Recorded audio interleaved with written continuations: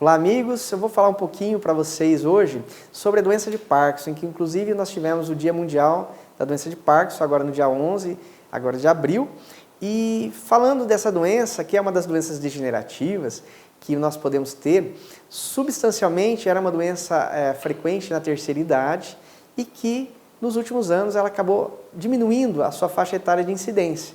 Então nós não temos mais somente os pacientes idosos com a doença de Parkinson. Essa doença de Parkinson pode surgir, inclusive, em pacientes abaixo de 50 anos. Inclusive, nós tivemos casos de pessoas famosas, pessoas até artistas, que tiveram esse quadro já iniciado abaixo dos seus 50 anos. Então, a partir daí, nós começamos a ver que realmente o número de pessoas portadoras dessa doença é muito grande no mundo inteiro.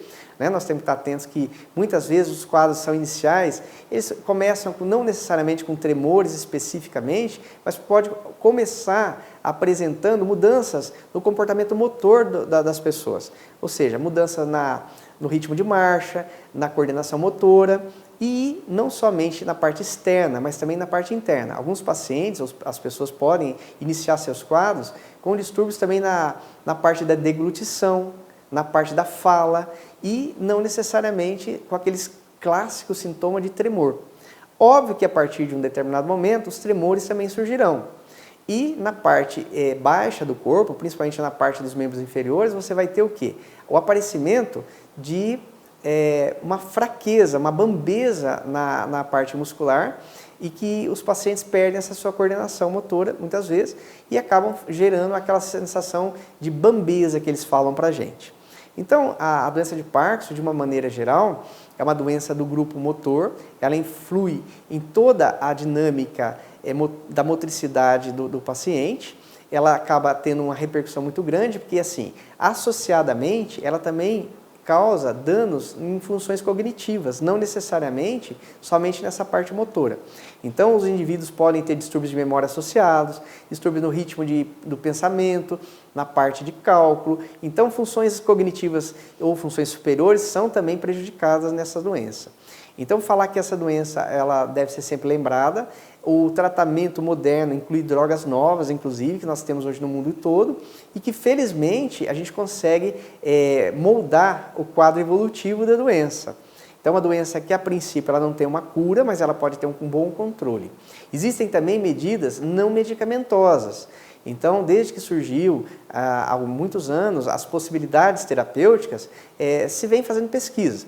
Então, hoje nós temos, felizmente, recursos mais modernos, por exemplo, o uso de marcapassos que são inseridos a nível medular, em que pode tentar se inibir os comportamentos de tremor, principalmente em vários pacientes que são portadores dessa doença.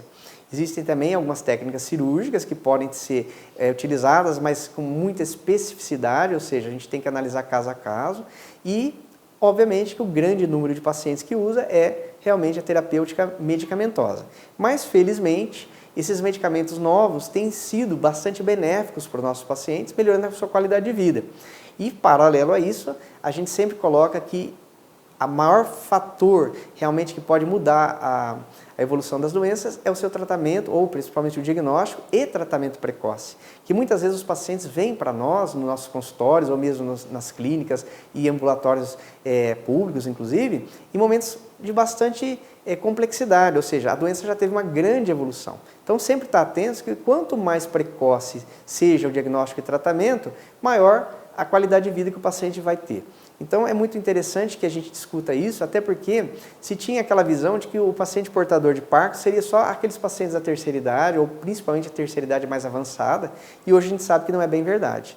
A gente tem pacientes, assim, em todas as faixas sociais, que acabam tendo bastante prejuízo. E esse prejuízo interfere na qualidade de vida deles, tanto na própria vida familiar, como na vida até profissional. Então é importante a gente estar falando sobre esse tema. Então a gente tem a doença de Parkinson ou as síndromes parkinsonianas, que são doenças que também produzem tremores e mudanças no setor de motricidade das pessoas, mas essas doenças, elas muitas vezes acabam sendo muito prejudicadas no primeiro momento de avaliação. Então, nós temos que estar atentos que qualquer mudança nessa área das pessoas, na área motora, elas devem ser valorizadas e procurar uma ajuda precoce ou pelo menos elucidar o caso de uma maneira mais rápida para que um especialista acabe vendo essas pessoas.